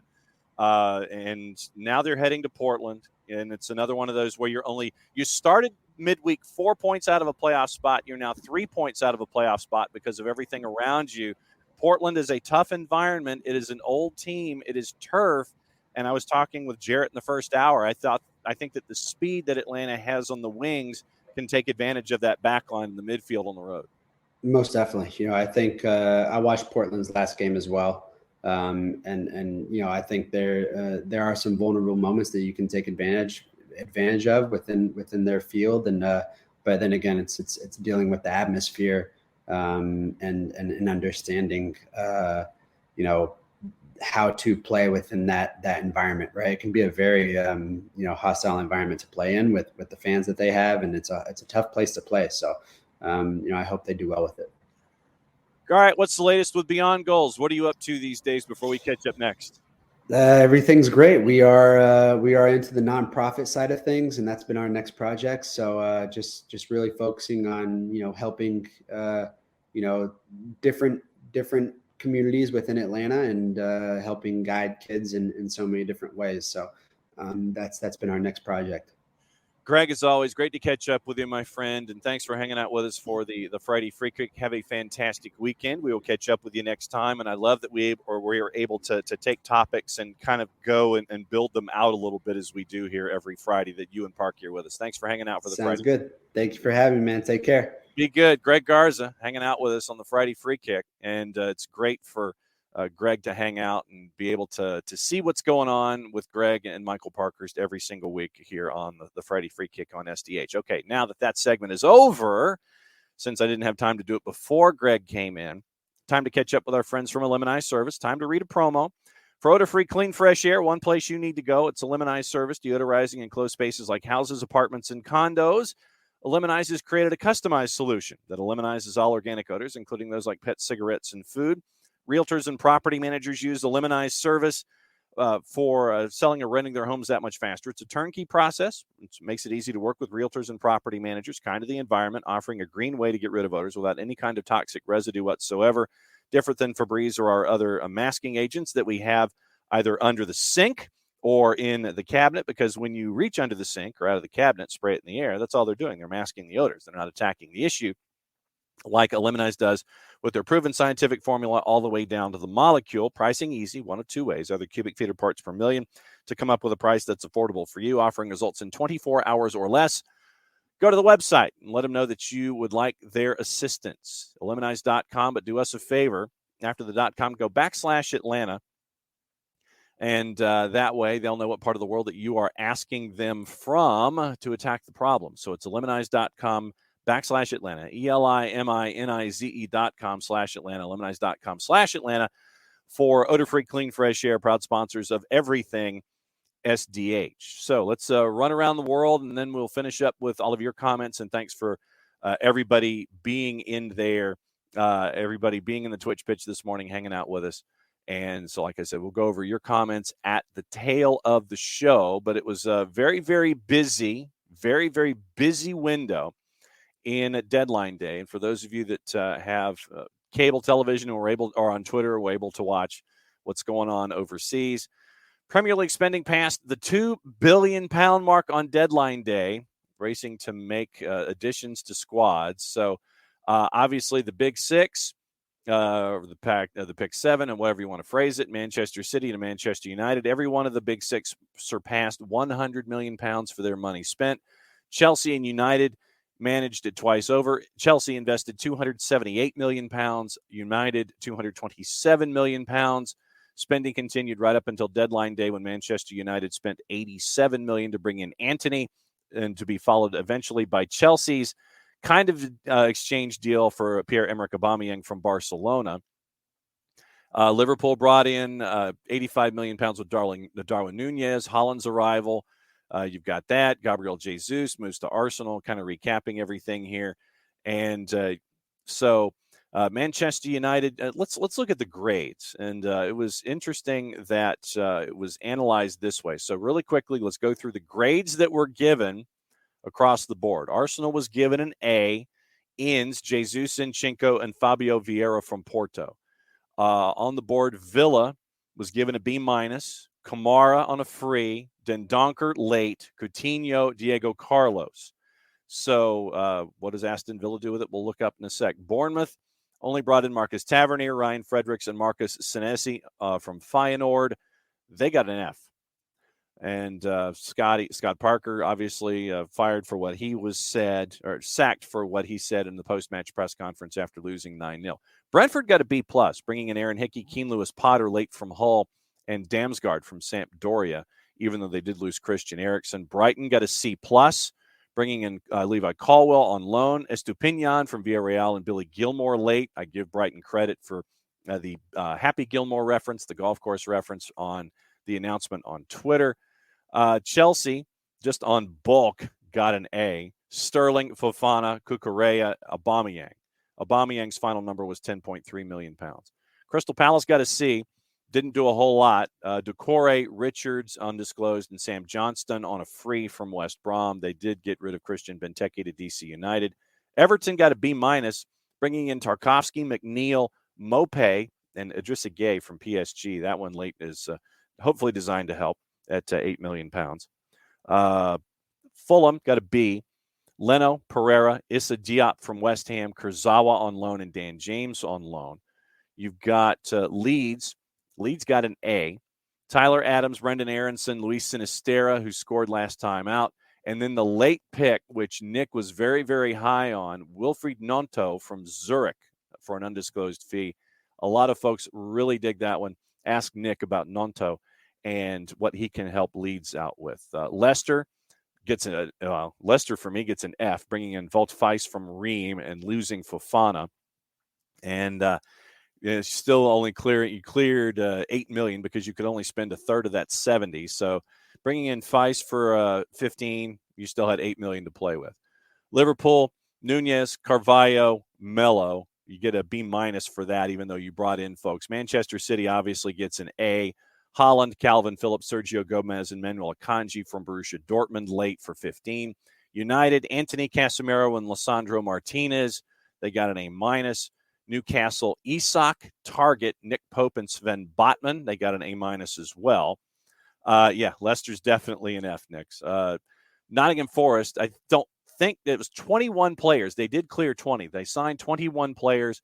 Incredible overhaul. They got Morgan Gibbs-White, Nico Williams, Lodi from Atletico Madrid on loan, Kouyaté from Crystal Palace on a free, Dean Henderson on a loan for Manchester United. So 21 players. We'll see if it works out in keeping them all afloat in the Premier League. Southampton get an A-, bringing in Bazunu and net, Mara from Bordeaux, Lavia from Manchester City, and Ainsley Maitland-Niles on loan from Arsenal. Tottenham gets an A. Richarlison, Basuma, Jed Spence. West Ham, Paqueta, Scamacca, Aguerd. They got an A+. So now let's see what they can do with it. Wolves, Nunez, Guedes, Nathan Collins from Burnley. They got a B+. So that's where we are with everybody and their transfers. So let's see what happens with them going forward with all of these teams now that the window is closed. And we see where everything goes from here. So let's take a look at the schedule for the weekend and your viewing and your possible viewing habits. So let's take a peek at obviously the entire week with the entire weekend. Ray Hudson has joined CBS Sports for a Champions League broadcast. They lost Peter Drury. They picked up Ray Hudson in the deal. So you've got that going forward. Serginho Dest and John Brooks find new homes in Europe. Dest to AC Milan, John Brooks to Benfica. Here's your viewing for the weekend. Friday on BN, you've got the Turkish Super League at 2 o'clock. ESPN Deportes has La Liga at 3 with Celta de Vigo and Cadiz. College soccer on ACC Extra and the B1G and ESPN Plus. ESPN Plus also has the Belgian League, Club Brugge and Cercle Brugge at 2:40. Keep that one straight. Bundesliga, Borussia Dortmund Hoffenheim at 2:20. The Championship at 3 with West Brom and Burnley. Celta de Vigo and Cadiz is at 3 on ESPN Plus, and Leganés and Ibar is at 3 on ESPN Plus. A lot of college soccer on the weekend, or on Friday. Paramount Plus, the Argentine Primera División has a doubleheader, 3 games. Patronato Unión Santa Fe at 6. Lanús Tigre, Rosario Central, and Tijeras, they're at 8:30.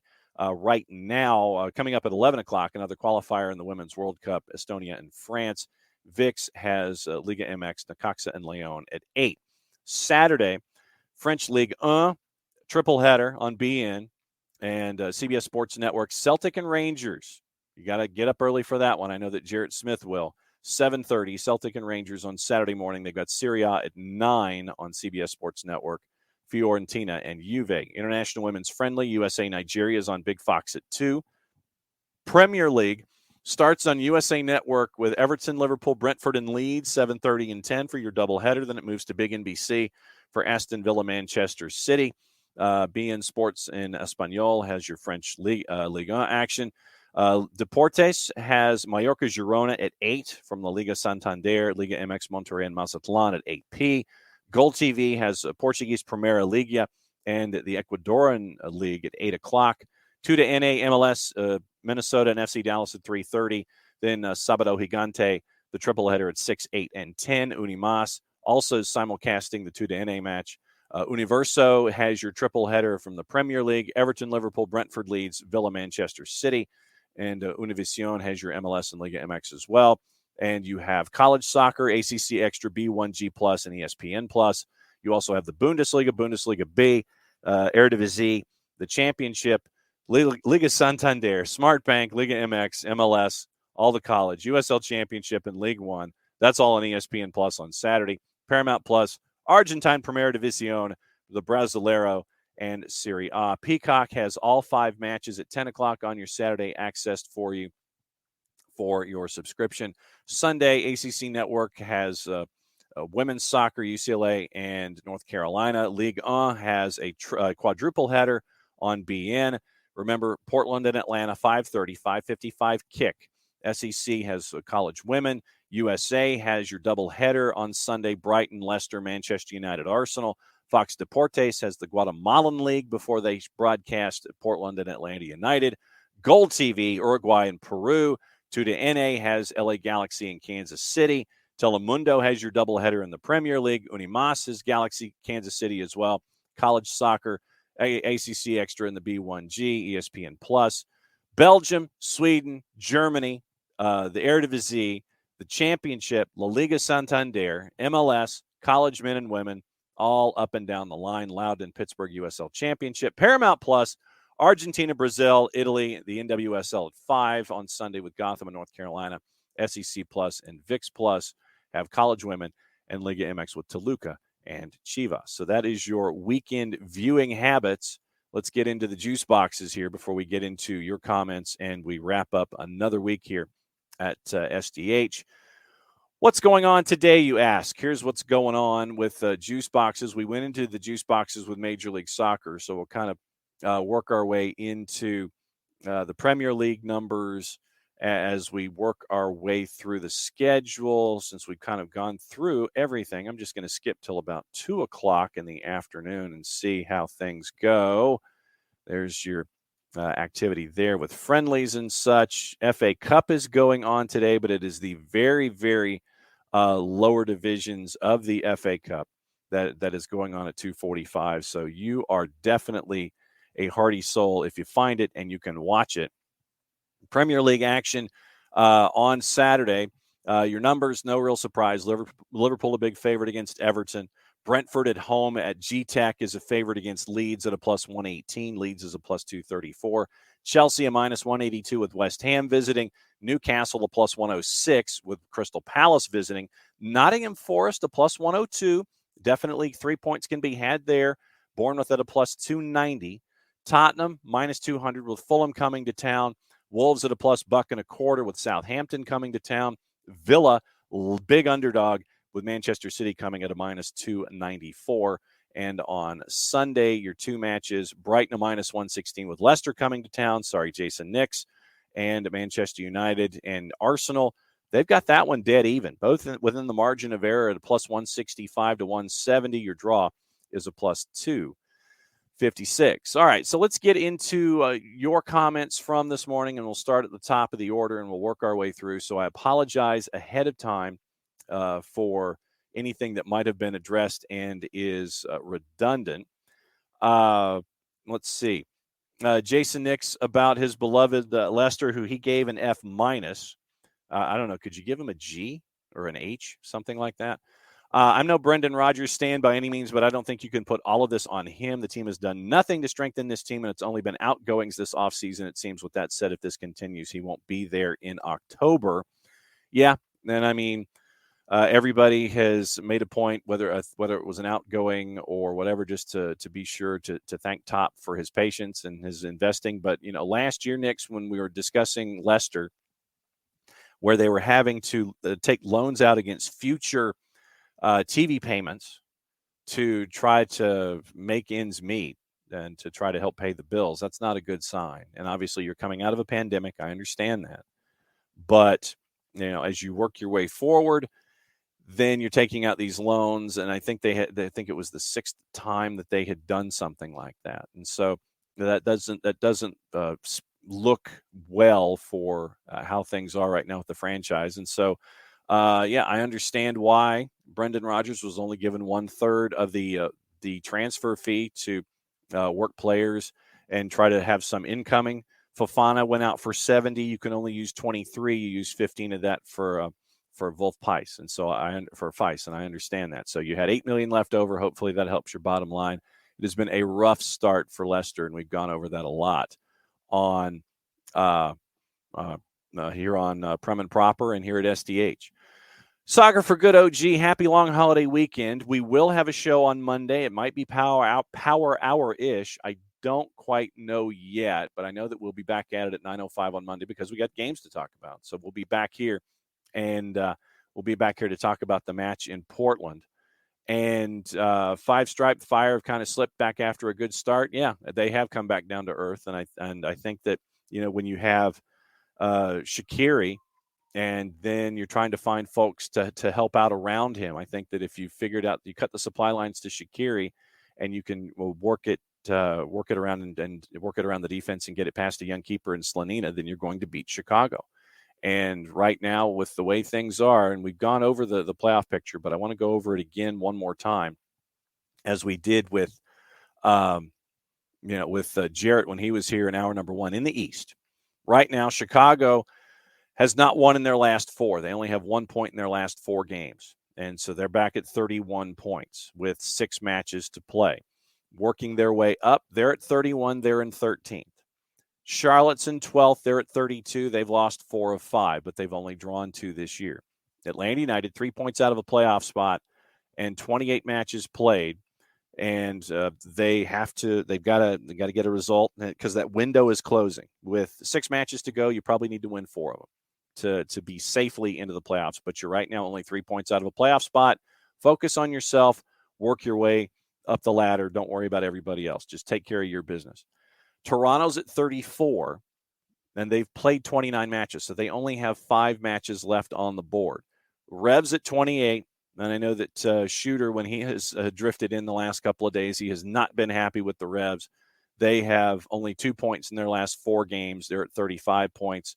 They are the same in goal difference, but they've scored 6 less goals than Cincinnati. Cincinnati has drawn 4 of 5, 3 in a row, and they are at 35 points. Inter is at 36. They've lost 2 in a row, which has kept them close to the pack, and that's why it's only 3 points from Atlanta to be in a playoff spot. And then Crew, with their win, they're unbeaten in 5. They're at 39 points. So that's where you are. 8 points separating 6 through 13, but only 3 points separating Atlanta from a playoff spot. So that's where we are heading into the weekend with all of this. And then Nick's, hope the new Prez comes in, just cleans house in Atlanta, but alas, I don't think that will happen.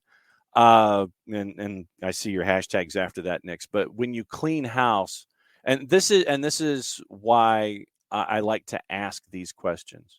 And I know that when we have conversations offline, it turns into more of an in-depth thing. When you want something like that, let me know what you specifically are looking at. why you want the house to be cleaned. What part of the house do you want cleaned? What are you looking for in return? So that's what when somebody says something like that, I'm looking for a little more detail. What are you looking for in individuals, style of play, those kinds of things? Because when you say you want somebody to just clean house, you can't just completely and totally upset the apple cart and think and hope that you're going to be where you were. So when you say you want clean house, what are you looking for? So that's the continuing conversation here when you want something like that. So if you say something, if there's something like that that's just a sentence, I'm looking for more detail so we can have a conversation. I obviously disagree, and that's cool, the fact that we have these conversations. But what are you looking for in return so we can continue to have these kinds of conversations? That's, Nick's, what I'm looking for when stuff like that when stuff like that appears in the Twitch pitch. And I love the fact that you guys have these opinions, and I love the fact that we can engage the way that we do.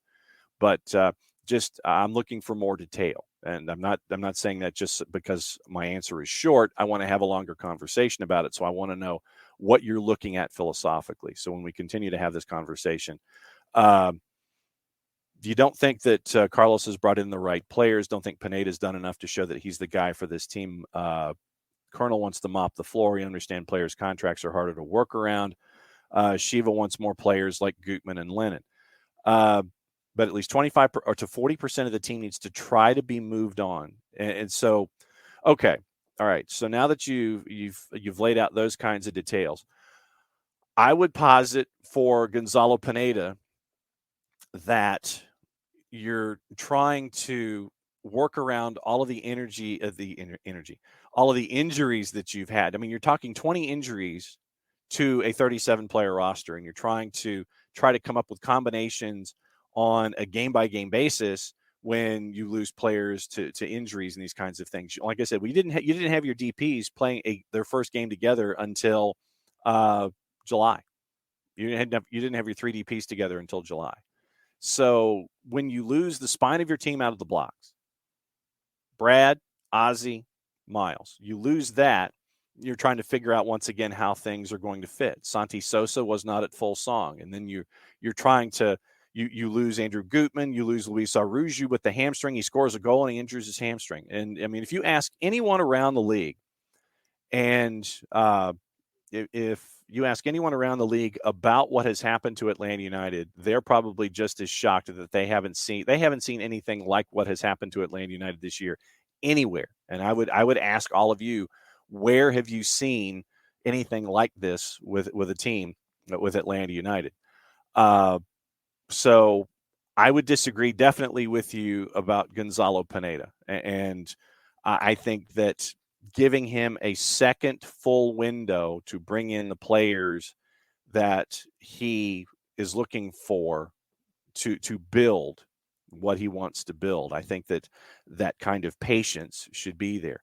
When you say 25 to 40%, 25 to 40%, you're basically saying 10 players. If it's a 25-man roster. So if we say 30, if you say 30 and that includes twos and academy and things like that and homegrowns, you're basically saying that you want to keep 18 and you want to get rid of 12. So, we can have this conversation obviously later. We'll have a lot of time to do it, but just, off the top of the discussion, that means that you are looking for having 12 players go. And then you're really trying to figure out continuity, and you're trying to figure out chemistry and all those kinds of things. So, Jason, that's a tall order. If you're looking at 25 to 40%, that's as many as 12 players that if you were in charge, you're saying, I want 12 players gone. And I frankly don't think that, and I understand where you're coming from, and Colonel, I understand where you're coming from about mop the floor, but you risk any kind of chemistry that you're building this year when everyone's healthy, with what we're seeing with Andrew Gutman and Lennon healthy and the DPs and such. I think that you're risking, if you completely blow it up, I think that you're risking even regressing even further. And I think that's a dangerous play. Let's see predictions coming through here this morning, and I know that I'm and there's a bot, so we'll discuss this. We'll dispose of that. Thank you guys for letting me see that. Okay. Emilio, I think the system of outscoring the opposition by possession with disregard to defending isn't working. Not looking to blow it up. Possession, once again, it's what you do with it when you have it. 55% should be about right. And it's not a disregard to defending. It's Emilio, I think you're looking at recycled plays, and you're also looking at how the team was constructed. When you have athletes that are as fast as we have with Almada and Luis, and you bring in those kinds of DPs, you need the taller defenders. And I think that adding a Juanjo Purata has helped out in that regard, where they're not getting as many goals scored on them as we've seen in past seasons off of set pieces, but it's the recycled play. And once again, I think that comes down to chemistry. When you're having players introduced, and it's like healthy, not healthy, here's this guy. Yes, I know that you can practice Monday through Friday, but that's one thing. Game state is something entirely different when you're looking at chemistry with players. And so, I think that there are goals. I think that there are less goals having been scored off of set pieces and corners this year. And I think that Juanjo Purata has been part and parcel to helping that out. But once again, when you don't have Miles, when you don't have Ronald Hernandez, when you don't have all of the bodies that are there on your back line, and you're having to bring in folks, and you have to play folks who aren't naturally there in those kinds of positions, you're going to have these issues. And so I'm willing to be patient and give, and I want the team at full song, and I know that you guys do too. And so that's where I'm looking, and I'm looking at this roster of guys who have busted their butts to do their best every single week, and have to deal with all of these external factors going on around them. And so, I look at a team that's not quitting, and yes, I know that the results aren't there and you're fighting for a playoff spot, but with everything going on around them, all these external factors, the fact that they are still where they are engaged in a playoff race, I think that it's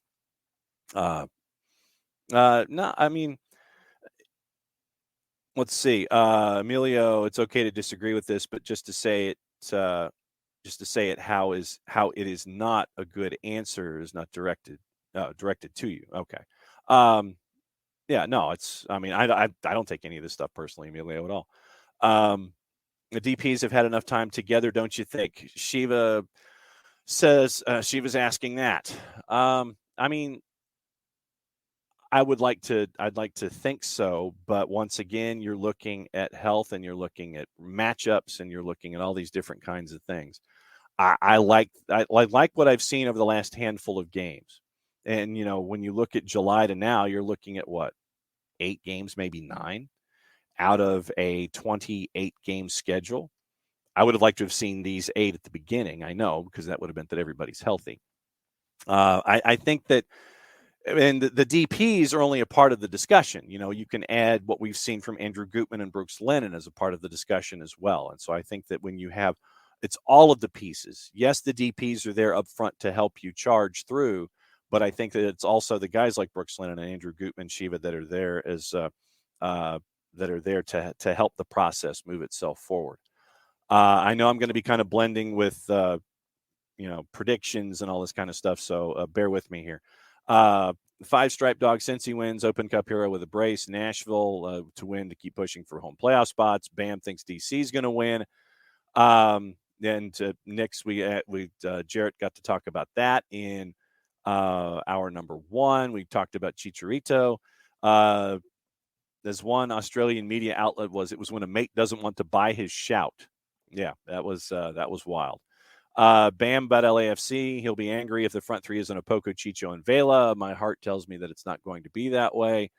Also on the board, when we have leads, Emilio, our system doesn't emphasize defense.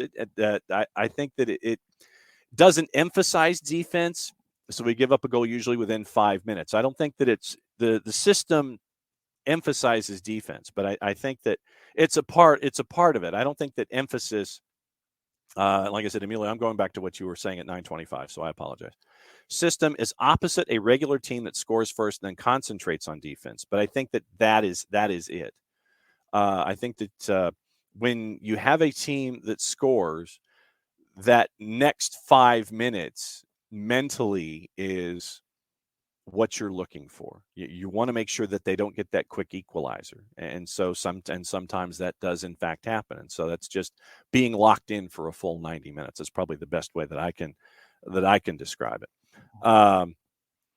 Let's see. Bam, back and forth with Shiva. Yes, you do need to get over to Kennesaw this weekend. It has been a while. Jason, we have the game this weekend. We have the game in the midweek against Memphis 901, and then it's a couple of weeks off before the last home match of the season later in the month. So there's 3 more home matches this weekend, Wednesday, and then one later in the month, and then that'll be it for the home schedule for Atlanta United 2 in 2022. That's what year we're in. I count about 3 games in the back and forth. Less like we should have when we equalized with Philly. And once again, we talked about the Philly match all week long, and I'm glad that you guys are having conversations about that kind of stuff. Lennon and Gutman. Shiva, did Tata give 2018 a warrior mentality? I think that, once again, I think that if it's not necessarily the manager that does it. I think it's the players themselves that rub off on one another, and I think that the coach and the staff can galvanize those kinds of things. But it's all a part of a greater picture for me when you're looking at warrior mentality. Let's see, Lester and the grades. We talked about that. Yeah, let's see. We talked about Pineda, Jason Nixon. Like I said, I apologize. I'm scrolling, and so I apologize that there's any kind of dead air as I'm trying to see what's going on. Kefsi, I'd like to see what the rest of the coaching staff thinks would change things for the better. Let's see. There's the bot, and thank you guys for reporting them, because that's something I'm still trying to figure out how to do, is to actually report the bots. Let's see. We do need a bot SWAT function. I agree. Nix runs through his names: Rocco, Gordino, Franco, DeJohn, Hasetu, Ibarra, and you run through your list. Let's see. I don't think Joseph can be a DP next year either. So if he takes a pay cut, maybe. Tafka, health really shouldn't be an excuse anymore. It's been way below acceptable. Sorry, not sorry. Everyone's entitled to their opinion of this, but I'm in the mass overhaul camp. And like I said, I mean, I am not, but once again, that's what the Twitch pitch is for, and having these conversations. It's what it's all for. And it'll be a topic that we will have, trust me, through the end of when this season is over, whenever that is. You've got to sit there and we'll look at it. But remember, when you bring in DPs, and you're dealing with a salary cap league, and so that's one of the other things that you have to look at here, is that you're dealing with a salary cap league, and how you navigate that. If this was like the leagues in Europe, where we can sit there and we've talked about all the transfer fees that are associated there, you could probably sit there and turn it into FIFA and bring in a lot of guys with a lot of salary and those kinds of things. But one of the biggest things that you have to negotiate is the salary cap here in this league. And, to have a lot of turnover means that you've got to bring in a lot of folks that you feel will fit into that salary cap number. And so it's always going to be a challenge for any front office, not just Atlanta, but for Major League Soccer front offices. It's always going to be a challenge to figure out how to navigate the salary cap and not get busted, and try to be like other teams who have not navigated the salary cap. So just, keep that in mind as well as a part of all of this process. So let's see. Soccer for Good OG. So what is a pro franchise dynasty cycle, from basement dwellers to perennial winners and back again? Like, what was the timeline for Seattle's build, Philly's build, NYCFC? I know different approaches may be timed differently, just trying to gauge the Atlanta peaks and valleys. And if we're looking to go after a warrior mentality type of veteran player in the offseason, who would that be? That's a good question. But because once again, what position are you looking for? What position are you looking for to add that warrior mentality? Is it going to be, but like I said, I think that at the beginning of the year, and hopefully these guys will, they'll be close to being ready at the beginning of the season. I think that you had that in Ozzie Alonso. And so not having Ozzie, not having Brad, and not having Miles, I think that should take care of it, shouldn't it? Having those three healthy should be taking care of what you're hunting for. Pro franchise dynasty cycle, Seattle's build. But once again, dynasty. What's a dynasty? Is it consistently making playoffs, chasing after championships, those kinds of things? So, peaks and valleys. Different approaches. Yeah, time differently because Philly, once again, they have their academy guys that they're working their way through, and so, is it? But I think that you can be consistent and not necessarily be a dynasty. I think that you can always chase after championships. I think that NYC was a couple of seasons, and it was one. But then once again, I think with NYC specifically. Okay, so Philly's build is different because it's from an academy perspective and working its way forward, and then you bring in talent that is going to fit what Jim Curtin wants to do. NYC, I think we've seen from NYC that they couldn't go where they wanted to go with the high-priced talent, the over 30 crowd, and that held them back. And so you brought in a Tati Castellanos to help you with your scoring, and Maxi Morales and Hebert when they were healthy, and have a keeper in Sean Johnson. But when you lose your talisman in Tati Castellanos and your head coach that was there to orchestrate all of that with Ronnie Dyla, we've seen what the difference is in NYC. So that's going to be a question, how does NYC address it in the offseason with what we've seen there? Seattle's build is probably the one that's consistent. And when you look at what Seattle has been able to accomplish. So let me go to that bastion of journalistic integrity, Wikipedia, and get their rundown as to how they have finished. Okay, so the bastion of journalistic integrity, Wikipedia. So here we go. Looking at their breakdown of what they have been able to accomplish. Okay, year by year. So in team records year by year, going back to 2016. 2016, they were last few of Seattle Sounders seasons. So we need the list of Seattle Sounders seasons is what we need here. So, all right, let's go back to 2009. 2009 out of the blocks, third in the conference, and quarterfinalists. Okay, so let's just go to postseason here. All right. 2009 and 11 quarterfinals, 2012 semifinals, 2013 quarterfinals, 2014 semifinals, 2015 quarters, 2016 win, 2019 win, 2017 runner-up, quarterfinals in 2018, runner-up in 2020, first round in 2021. So if you're looking, I guess if you want to take it from, say, 2016 OG, then it's win, runner-up, quarterfinal, win, runner-up, round one. And they finished second in the conference the last 5 years running leading into this season. So 2009 to 2015, it was quarterfinals and semifinals. Most of it was quarterfinals. So it was 7 years of quarterfinals with 2 semifinals appearances. Then they win it in 2015, or 2015 it was quarterfinals, was their last quarterfinal. So 2016, 2019 were wins. Quarterfinals, 2 runner-ups, 2 wins, and a round one appearance. So 2016 to present, 2 MLS Cups, 2 runners-up, a quarterfinal, and a first-round exit.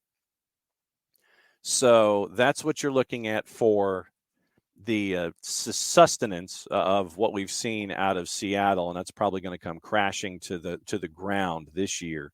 They may not even make the playoffs. And once again, did the investment in CONCACAF Champions League, where they won it, did that cost them in the long run, or did the league catch up with them in play? So do you gauge this season as a success? since you won CONCACAF Champions League, you'll be playing in the Club World Cup, doing things that teams in Major League Soccer haven't done? Or do you have to look at what you did from 2016 through 2020?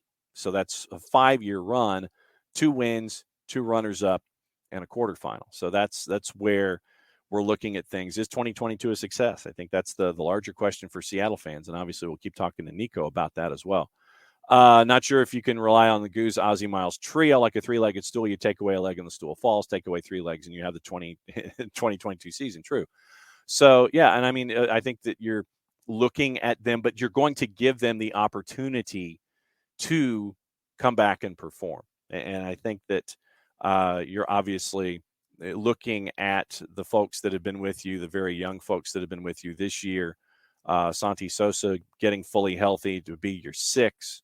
Then you look at Brad Gazan. You're going to want to give him the chance to try and come back as your starting keeper, and then Miles obviously at the back. So that's obviously going to be one of the big storylines of the season. Tafka wouldn't be shocked if there were little changes next season. Don't think the pieces we have will cut it. 24-25, perhaps we'll see something better. But like I said, we'll take a peek at it in the off season. And obviously what we've been talking about this morning, heading into the match with Portland, is definitely going to be something that we're really going to be talking about here all weekend long. So we'll be back on Monday. And thanks to everybody who has been in the Twitch pitch this morning. Thanks for hanging out with us after Jarrett and I did the Whiparound in the first bit of the show. Thanks for being there and asking questions of Greg Garza and our friends at Beyond Goals Mentoring in the second 45 minutes, or from 45 minutes. So from the 45th minute to hour 15. But no, thanks for hanging out with us and having the great discussion that we always have. That's why the Twitch pitch is there, so we can have these earnest and honest thoughts and the back and forth that we always have. I am going to rest my voice officially because remember tonight is high school football, Collins Hill and Brookwood, and recruiting 2021. Recruiting 2021. Wow, that's a year off. Recruiting 2022 is at 7:00 on GPB, and then Brookwood Collins Hills at 7:30. Post-game show is after. Soccer for Good OG losing JP really hurt Seattle, and that happened in the CCL final. So, yes, putting your eggs in that basket did cost them this season. Other case in point, Joe Paulo. Yeah, Toronto after the CCL finals appearance. So, no doubt. So, not having Joao Paulo as a part of the discussion there for Seattle really has hurt them this year. But, well, thanks for Shiva, thank you. Thanks to everybody who's been a part of this morning and every morning. We'll be back Monday morning, 9:05. Just because it's Labor Day, that means we labor. So we'll talk about what happened with Portland. We'll talk about what happened with everything else. We'll talk about anything that is on your mind. That's a promise. So thanks for hanging out with us. Thanks to Greg Garza, Beyond Goals Mentoring. And nothing wrong with keeping hey, I'm a DJ right there with you. But we'll do it again on Monday morning. So since it is the end of the show for another week, that means I do this.